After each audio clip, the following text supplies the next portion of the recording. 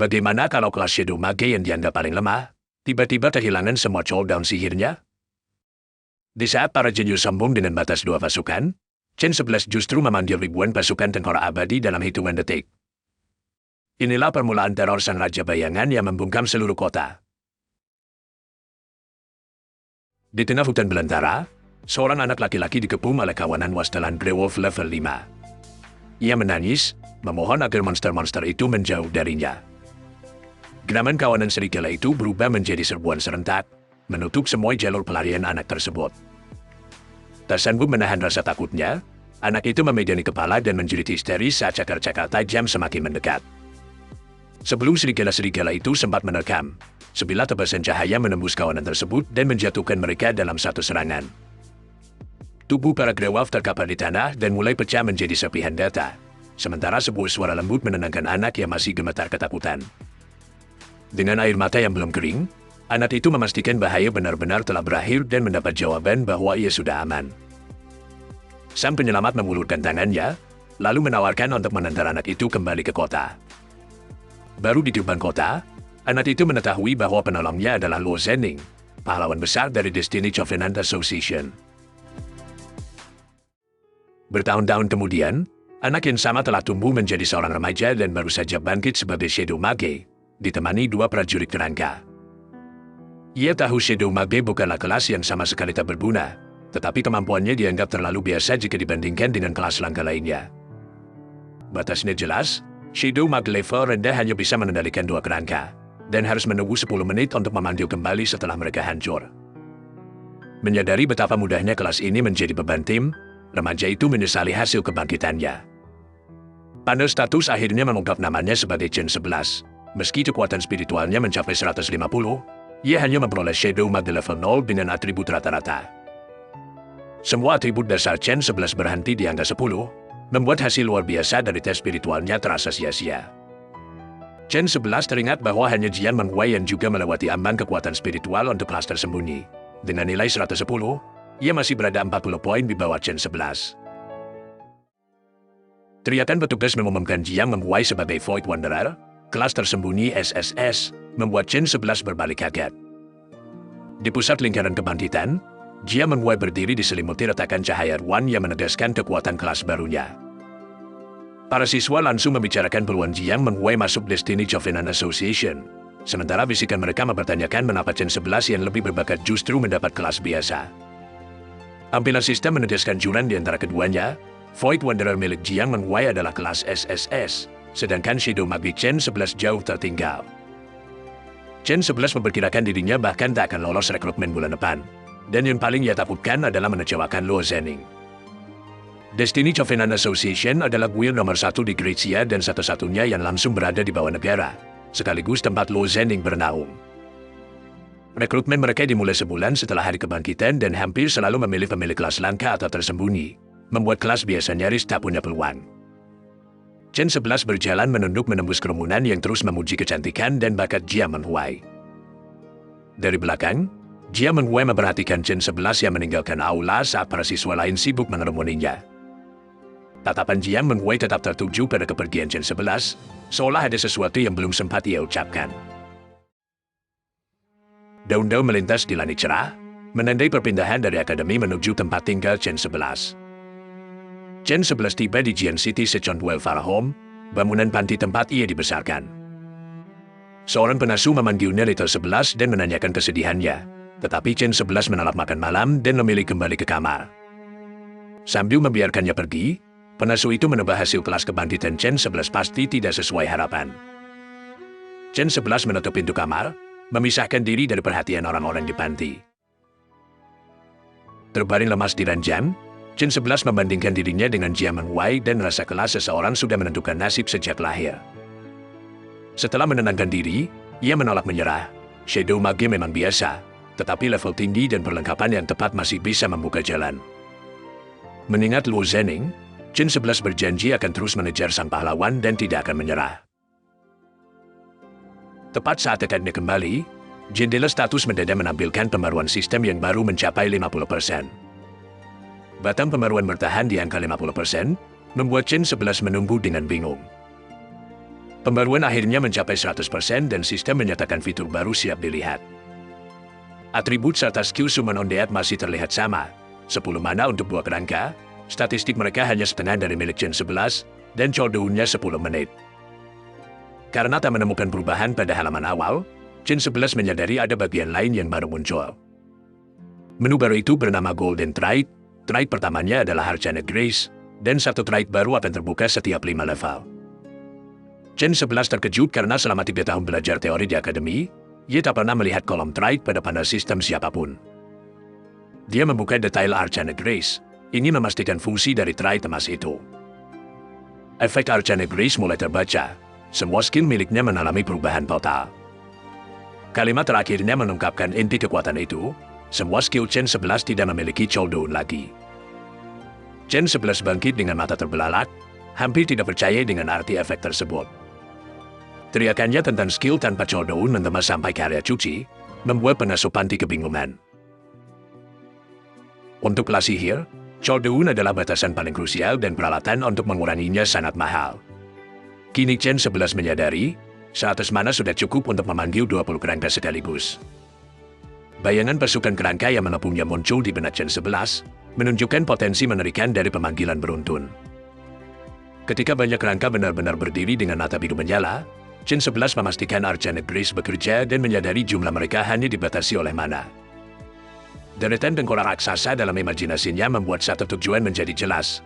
Dia bisa membangun pasukan undead miliknya sendiri. Gen 11 membayangkan dirinya memimpin pasukan undead yang jauh lebih kuat. Jika levelnya melampaui semua orang dalam sebulan, Destiny Covenant Association mungkin akan membuat pengecualian. Energi biru berkumpul di telapak tangannya, dan senyum Gen 11 berubah menjadi keyakinan bahwa jalan menuju puncak akhirnya terbuka lebar.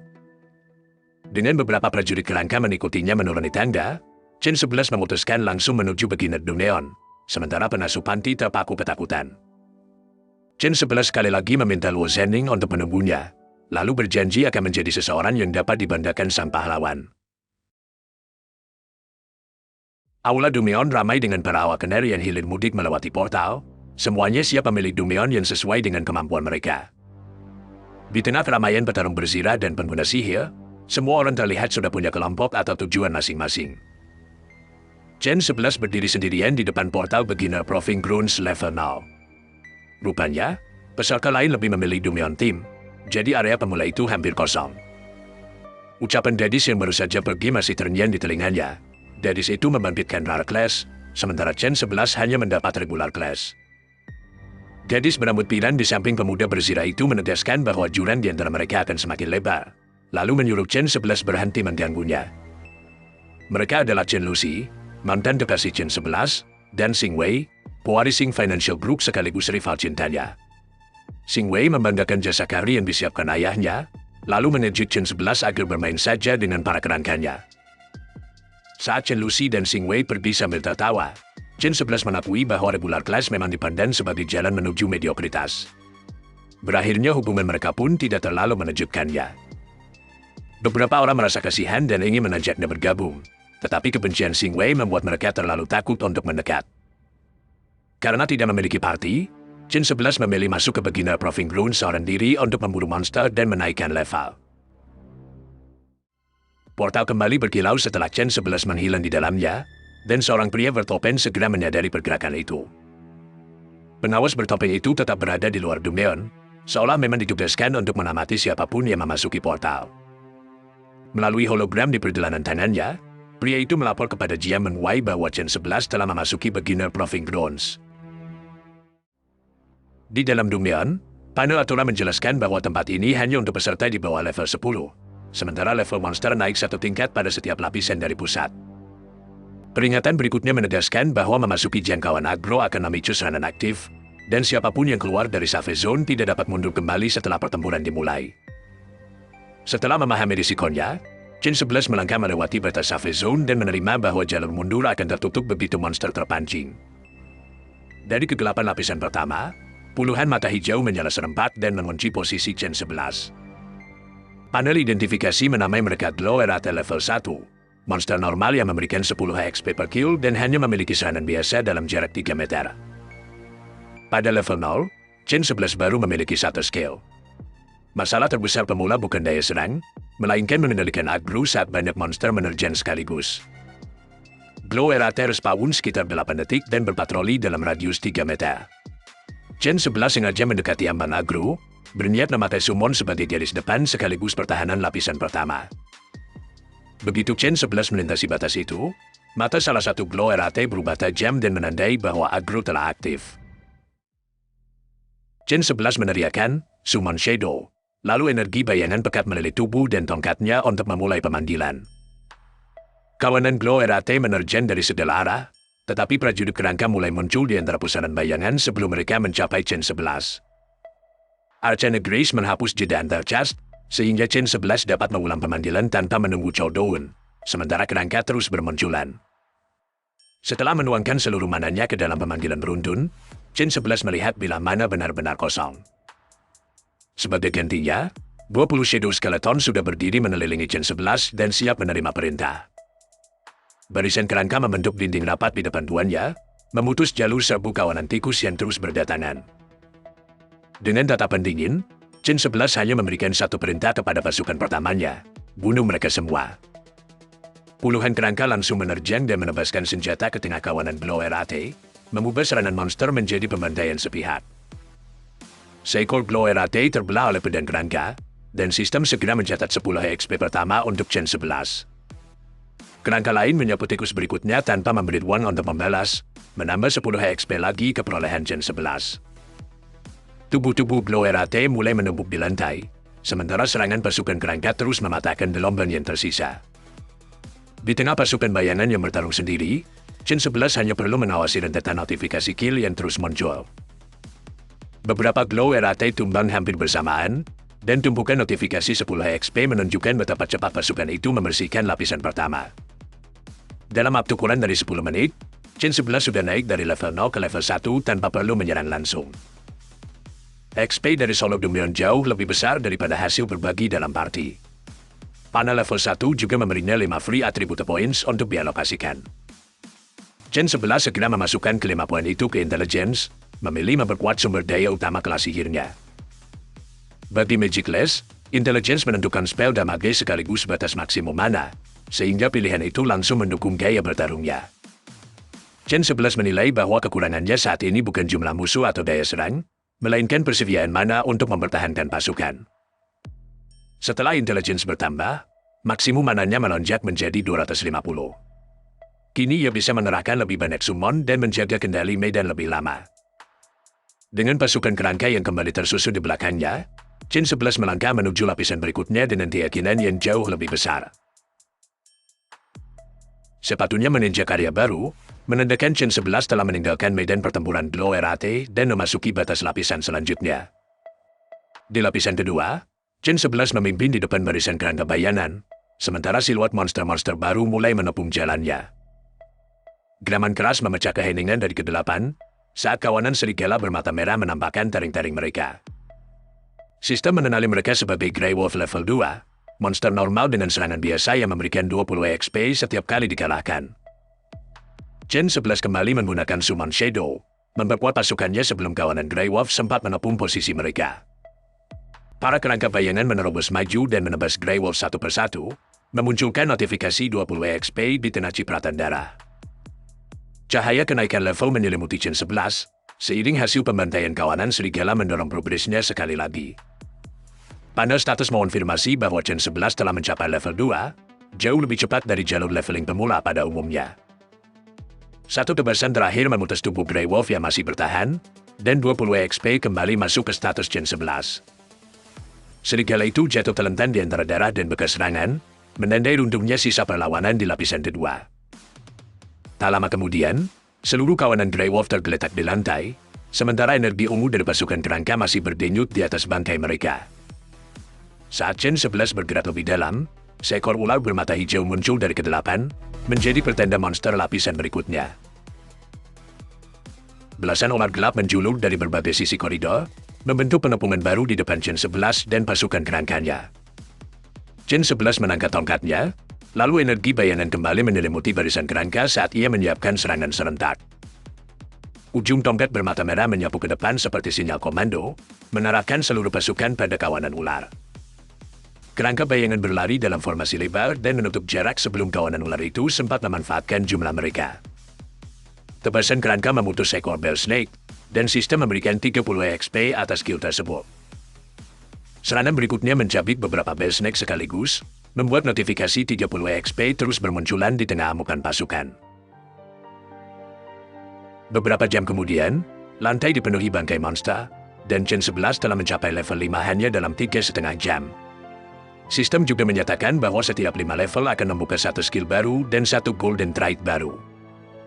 Panel status level 5 menampilkan ikon ledakan tengkorak yang baru aktif, menandakan bahwa hadiah skill pada ambang pertama telah terbuka. Skill itu adalah Corpse Explosion. Tanpa cooldown dan tanpa biaya mana, Gen 11 dapat meledakkan satu kerangka yang dikendalikan untuk memberi 1 hingga 300 spell damage kepada semua musuh dalam radius 2 meter. Fakta bahwa skill ini benar-benar gratis langsung membuat matanya berbinar.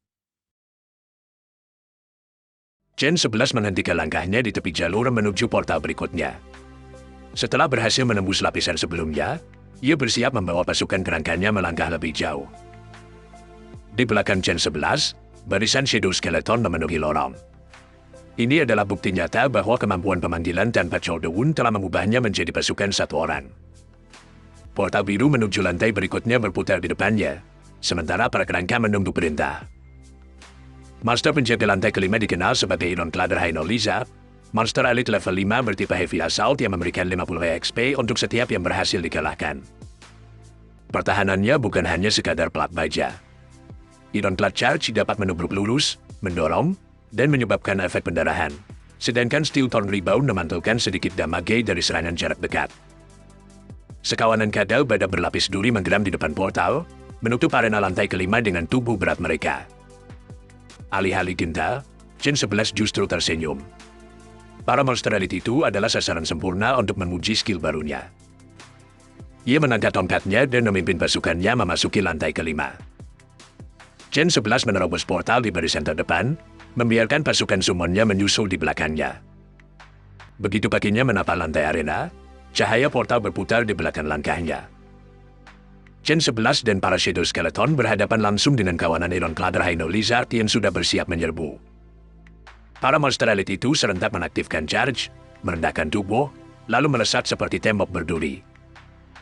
Gen 11 memerintahkan pasukannya untuk maju sambil melebar, menempatkan kerangka-kerangka itu tepat di jalur serbuan.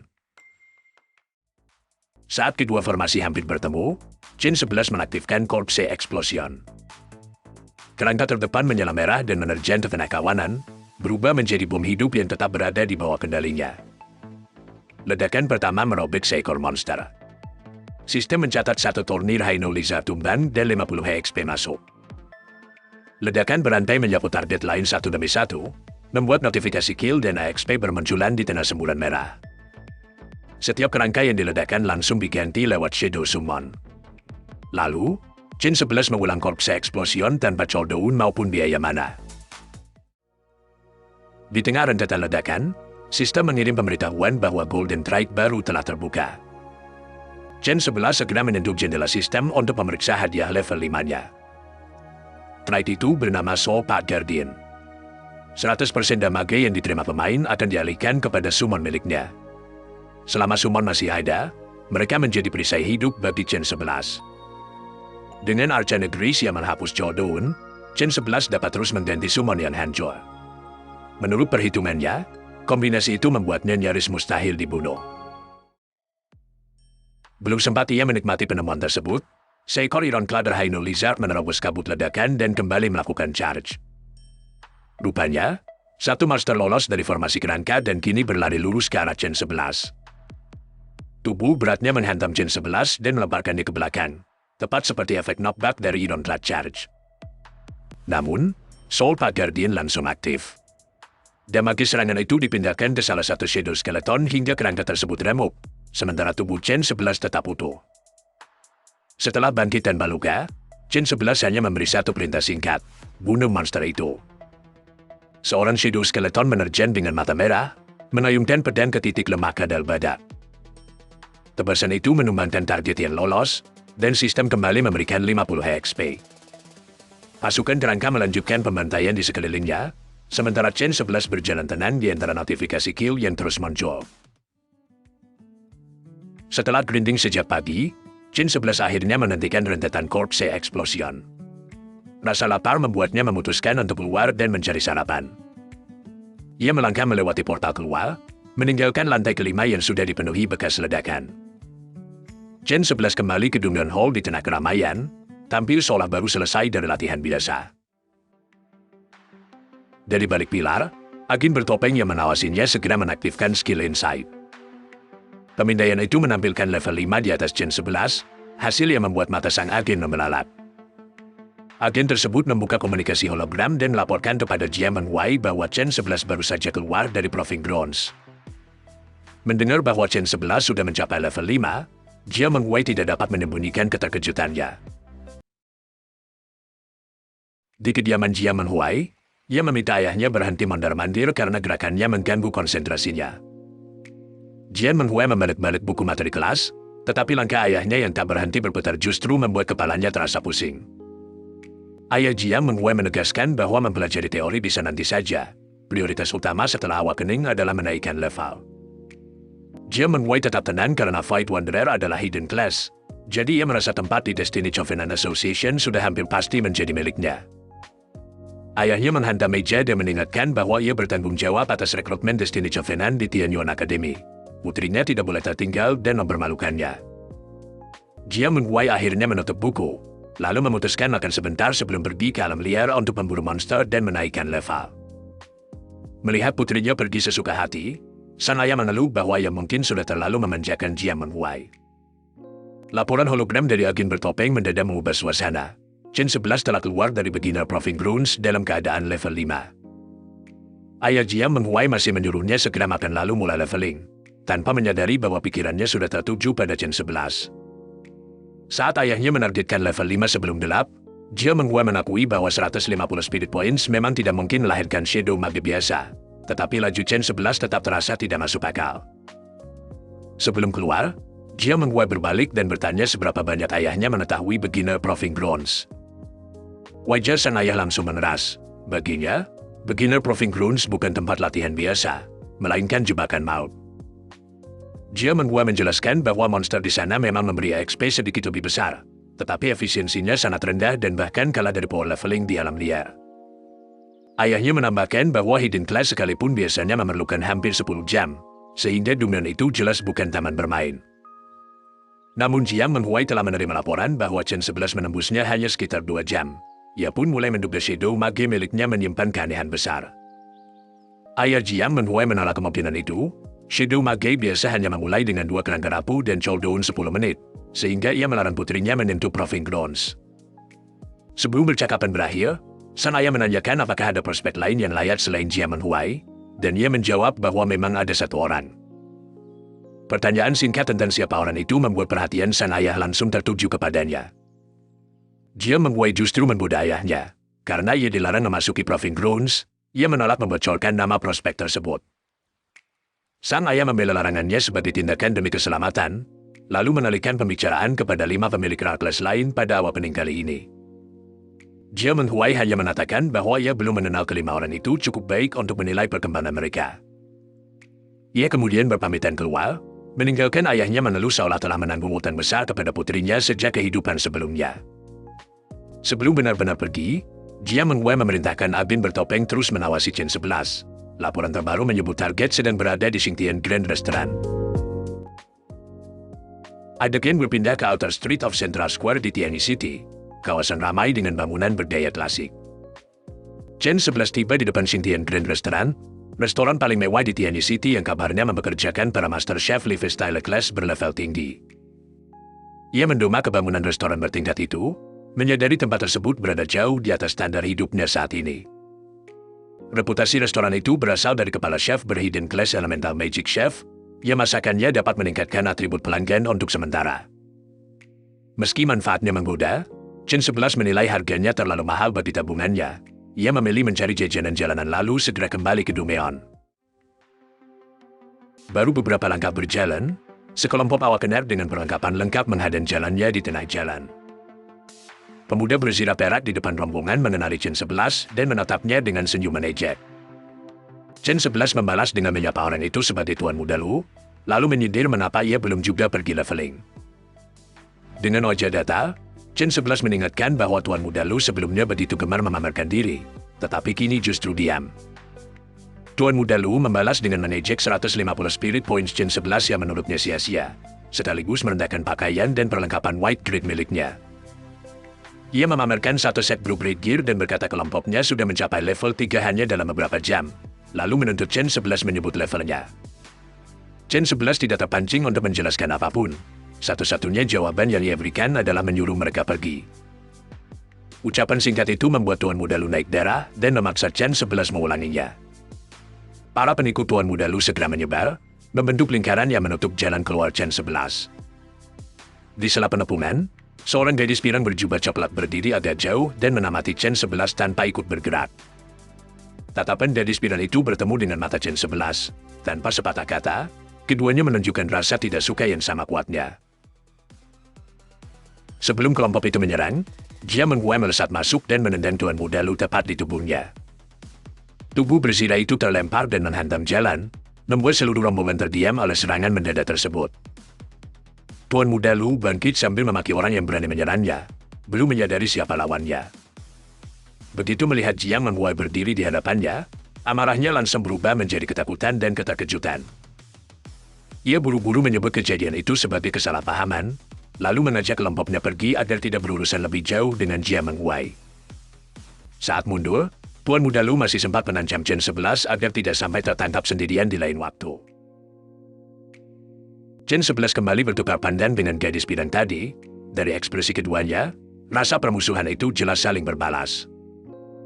Setelah kelompok tersebut pergi, Jia Menghuai menawarkan makan bersama dan bersedia menanggung biayanya. Chen 11 berterima kasih karena Jia Menghuai sudah turun tangan, tetapi ia menolak ajakan makan itu dengan sopan. Chen 11 menyadari rombongan di belakang Jia Menghuai adalah profesional level tinggi yang disiapkan keluarganya untuk power leveling. Jia Menghuai mengajaknya party, tetapi ia sendiri ingin mengisi stamina lebih dulu. Dalam sistem party, selisih level yang terlalu besar menimbulkan penalti XP bahkan dapat menghapus seluruh perolehan. Keluarga besar biasanya menjaga selisih di bawah 15 level dan menerima penalti 4 carrier demi clear speed tinggi. Jia Menghuai masih menawarkan beginner equipment yang lebih baik karena gear berkualitas dapat mempercepat leveling. Chen 11 kembali menolak bantuan itu, memanggilnya kelas mata Jiang, lalu berpamitan untuk mencari makan sementara Jia Menghuai menjalankan urusannya sendiri. Di siang hari, fokus berpindah ke party Dumnian area di Dumnian Hall, tempat berbagai kelompok berkumpul di depan portal. Chen 11 berjalan masuk di antara para adventura, sementara agen bertopeng terus mengikutinya dari jarak aman. Melihat arah langkah Chen 11, agen itu mulai bertanya-tanya mengapa target justru menuju area khusus party Dumnian. Chen 11 menimbang dua pilihan Dumnian di bawah level 10, Frost Mollet Cafe level 5 dan Heli Speed level 10. Di sekelilingnya, sejumlah party berdiri di atas lingkaran sihir dan diteleportasi menuju Dumnian masing-masing. Tanpa mencari anggota lain, Chen 11 melangkah sendiri ke salah satu lingkaran portal party Dumnian. Sebuah panel hologram muncul di hadapannya, dan Chen 11 mengangkat tangan untuk mengakses pilihan masuk. Ia menekan pilihan yes pada konfirmasi, menyetujui masuk ke Dumnian tanpa menunggu party terbentuk. Cahaya biru menyelimuti tubuh Chen 11 dan memindahkannya dari Dumnian Hall, tepat di depan mata agen penawas. Agen bertopeng membeku tidak percaya. Chen 11 benar-benar berniat menaklukkan sebuah party Dumnian seorang diri. Portal mengantar Chen 11 ke Frost Mollet Cafe, sebuah Dumnian party level 5 dengan hamparan es dan retakan beku di sepanjang jalurnya. Dumnian ini, di tingkat normal, punya 3 zona. Lingkaran teleportasi di ujung rute menjadi penanda wilayah Frost Mollet King. Dari zona aman, Chen 11 membaca daftar targetnya, 150 Frost Mollet, 3 Elite Frost Mollet, dan 1 bus terakhir. Udara dingin menusuk membuat Chen 11 menyesal tak membawa mantel. Sistem juga menjelaskan bahwa tingkat Dumnian bervariasi dari normal sampai habis. Semakin sulit, hadiahnya semakin melimpah dan monsternya semakin kuat. Meski ini Dumnian Party, Chen 11 tidak cemas. Pasukan tak terbatas memungkinkan dia solo, dan kini ia butuh uang serta perlengkapan yang tak bisa didapat dari Trial Dumnian. Begitu keluar dari zona aman, Chen 11 mengangkat tongkatnya, menarik energi bayangan ke ujung orb. Cahaya biru hitam meledak, membelah udara saat Summon Shadow diaktifkan tanpa henti. Dari bayangan yang menyebar di tanah, prajurit-prajurit kerangka bangkit dengan senjata terhunus. Dalam hitungan detik, lereng es di sekitar Chen 11 sudah dipenuhi barisan undead. Pasukan itu bergerak serempak menuju zona pertama, sementara Chen 11 tetap aman di belakang formasi. Kawanan Frostmola level 5 menyerbu dengan burrowing assault dan naluri yang memprioritaskan target berdarah. Tapi formasi skeleton berhasil menahan aggro di garis depan undead. Pedang kerangka menghantam gelombang pertama, dan satu Frostmola tumbang dengan hadiah 70 EXP. Serangan berikutnya memotong kawanan dari berbagai arah. Notifikasi 70 EXP terus bertumpuk di antara cipratan darah. Chen 11 menyadari EXP mereka lebih tinggi daripada monster setara di Trial Dumeon, bahkan masih menjatuhkan gear dan gold. Satu-satunya hal yang merepotkan hanyalah membuat Lord selagi pasukannya terus maju. Setelah zona normal bersih, Chen 11 dan barisan skeleton tiba di pintu menuju wilayah elit. Elite Frost mulai menerobos es dengan tubuh yang jauh lebih besar. Frostbite bisa memperlambat serangan dan gerakan, Ground Quake memberikan knockback area pendek, tapi resistensi sihirnya rendah dan sangat lemah terhadap serangan area.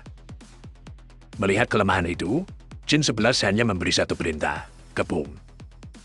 Skeleton melompat dari segala sisi, menutup semua jalur keluar elit tersebut. Ketika lingkaran undead sudah rapat, Chen 11 memerintahkan mereka meledak. Corpse Explosion menyala bertubi-tubi, dan setiap ledakan meniki 120 poin dari tubuh elit. Gelombang terakhir merobohkannya, dan sistem memberi 300 EXP untuk satu elit Frostmole. Di samping bangkai hangus itu, seberkas cahaya Lord muncul, menarik perhatian Chen 11. Drop itu adalah Frostmole Robe kualitas excellent berwarna biru. Intelligence plus 13, memberinya sekitar 150, mana tambahan, cukup untuk memanggil lebih dari 20 skeleton lagi. Dengan resistensi sihir elit yang rendah dan sekitar 2000 HP, sedikit lebih dari selusin dari 20 skeleton sudah cukup untuk membunuhnya seketika. Chen 11 pun langsung memilih jubah itu. Begitu dikenakan, jubah biru putih itu menutupi bahunya. Batas summon meningkat, dan kecepatan clear berikutnya ikut melonjak. 3 Elite Frostmole berikutnya menerjang dari lorong es, tapi tatapan Chen 11 tak berubah. Monster-monster itu melesat menuju garis undead yang sudah menunggu di depan. Chen 11 menaikkan tongkatnya, mengirim seluruh formasi skeleton untuk menyambut serbuan mereka. Pasukan undead membanjiri jalur sempit, menutup elit dari segala sisi. Bila-bila kerangka menebas tanpa henti sampai sisa elit ikut roboh di atas es. 20 menit kemudian, Chen 11 sudah menyeberangi zona terakhir dan melangkah ke boss zone dengan Frostmole Robe di punggungnya. Frostmole King mengangkat kepala untuk menendus. Status sistem menunjukkan pertarungan belum terpicu, memberinya satu kesempatan untuk menyiapkan serangan. Chen 11 memanfaatkan kesempatan itu untuk memanggil pasukan yang jauh lebih besar di sekeliling bos. Perintahnya sederhana, maju, tekan Frostmole King sampai tak bisa bergerak, lalu meledak. Gelombang skeleton pertama menghantam tubuh raksasa itu dan mulai menahannya. Barisan berikutnya terus melompat masuk, menumpuk di atas bos sebelum ia sempat membalas. Frostmole King meraung saat puluhan undead mencengkeram zirah dan tubuhnya dari segala arah. Ledakan pertama pecah tepat di pusat tepungan. Corpse Explosion kemudian berantai di seluruh tubuh bos, menelan kerangka dan targetnya dalam semburan merah. Saat asap dan salju turun kembali, Frostmole King sudah terampas tak bergerak di dasar kawah. Ber-HP-nya sudah habis. Sistem mengonfirmasi bahwa bos telah terbunuh dan memberikan 1000 XP. Sementara itu, beberapa cahaya Lord berwarna langka muncul dari bangkainya. Chen 11 segera membuka jendela Lord dan mengumpulkan semua hadiah dari bos. 2 drop umum muncul sekaligus, Frostmarrow Ice Trading Graves dan Frostmarrow Bonus Staff. Mendapatkan item-item ini pada clear normal pertama menunjukkan keberuntungannya yang luar biasa. Chen 11 mengangkat Frostmarrow Bonus Staff, kristal es di ujungnya langsung memancarkan aliran mana berwarna biru. Tongkat itu adalah senjata sihir level rendah kelas atas dengan harga sekitar 8.000 gold. Bonus intelijen plus 30, mana maksimum plus 300, dan peningkatan spell power akan memperkuat summon maupun korpse explosion. Puas dengan hasil clear ini, Chen 11 menekan tombol, Leaf Doom Neon, dan meninggalkan Frost Mole Cafe. Di luar teleportation array Doom-Neon Hall, agen bertopeng itu masih menunggu sambil menguap, mengira pengawasan ini akan memakan waktu lama. Tiba-tiba, salah satu portal menyala, dan sosok Chen 11 mulai terbentuk di dalam cahaya biru. Agen itu menghitung waktunya, hanya sedikit lebih dari 20 menit. Ia menolak percaya bahwa Shadow Mage level 5 bisa solo Frost Mole Cafe dan mengira Chen 11 menyerah di tengah jalan. Namun, saat cahaya portal terbuka penuh, ekspresi sang agen berubah menjadi keterkejutan murni. Chen 11 keluar mengenakan Frost Mole Robe dan Frost Marrow Ice Trading Greaves sambil membawa Frost Marrow Bonus Staff. Bukti nyata bahwa ia tidak keluar karena gagal.